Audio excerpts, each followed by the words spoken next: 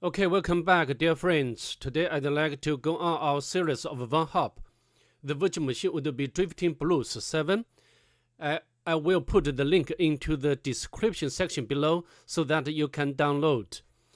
Before we begin today's video, if you don't mind, please subscribe to my channel. I do appreciate your help and support. So now let's get started. To save time, I have already imported the virtual machine into the virtual box. So now I'd like to enter into the Kali Linux. As you can see, I have already identified the IP address of the virtual machine or target as 254, and also did the map scanning. I did the scene scan, the virtual scan, and the script scan. But in this virtual machine, the very important thing to do is to do the comprehensive scan by specifying the option of -p dash. Otherwise, you will miss the one-off flag, or maybe you even cannot even get the final flag. Okay, and as you can see from the map scanning results, the several open ports like 21, which runs SSH service, and also version information, version number is displayed over here. Also, as we know, this version doesn't have any vulnerability. And next one is 66, which runs HTTP. Later we can do the furthermore enumeration. And 80, which also runs HTTP and also the version information. And the next one is 111. And I think in this context, this doesn't give us any information. And the next one is 443, and one which runs SSL or HTTPS. And next one is 2403. And of course, this one is suspicious service is running on the target. And next one is 3306, which runs MyCircle. And the last one is which also runs HTTP service as well. So I think for me, if I can identify the virtual machine or target running the MyCircle, the first thing I will do is to see whether this MyCircle service allows the root login with weak password. For example, like MyCircle root and -p and specify the virtual machine IP address.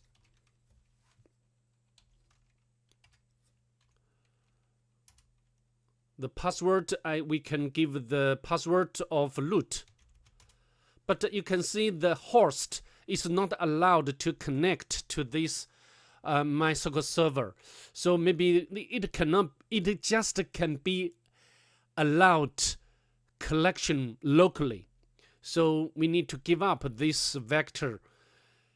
And the next, what we are going to do is to enumerate the 66. Okay, so now let's open up our browser, and maybe we can open up a private window, specify the IP address and also the port number.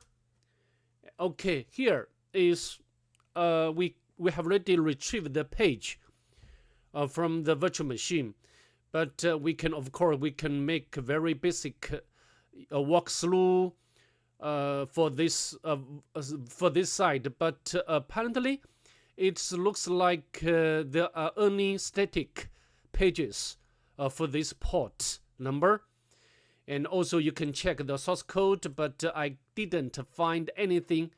And also we can check whether this site has robots file, but it didn't. Okay, so I think now we can do the directory enumeration with GoBuster, right? GoBuster.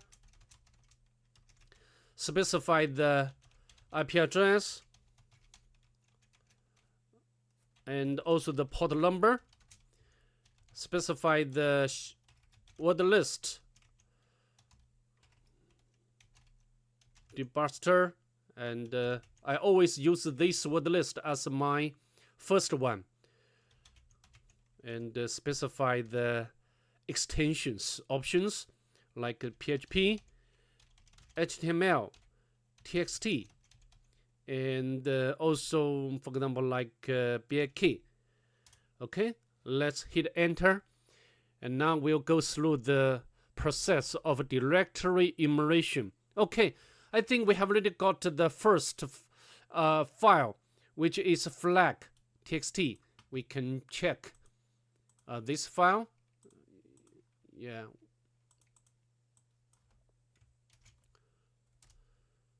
Yes, so we have already got the first flag. Of course, this is not our final objective. Our objective is to get the root shell and retrieve the root flag. So, of course, you can wait for this to be completed, but I will not, to save the time. I don't want to make the video so long. Okay, so I like to interrupt this process. Also, there is another directory, but this just some sort of the static files. They cannot give us any useful information. You can try this by yourself. And now we can attempt to or enumerate the information from other port, which is 80. So now we can hit enter, and it immediately will be redirected to the HTTPS. So also we can try like a weak password, weak credentials, admin, and connect, but it failed. And also you can try the login bypass techniques like admin and the password, but it didn't work. As I tried the first time, and so I think this we have already know the type of CMS content management system, eyes of network. So we can have a look up to see whether this CMS has vulnerability, and we can use the search sprite utility and eyes. Okay, as you can see, there's some vulnerability for this CMS, but until now we didn't know the version of this eyes of network. But maybe we can try the each vulnerability. But I think you can notice there is one Metasploit module. Of course, if the Metasploit has some related module, it will be very easy. And we always need to try this as the first option or the first way to get the initial foothold. Okay, so now let's launch our Metasploit.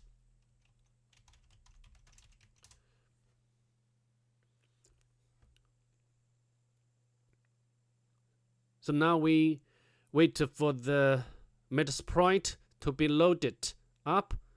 Okay, and now we can search the eyes. Yeah, there is just only one module. We can, sorry about the notification, and we can use this module. And already the payload has been configured. We can use this default payload, and we can now show options, and we can set the local host as our Kali Linux, which is 253. And also I'd like to change the local port to my favorite one. And also we can set the server host to our Kali Linux.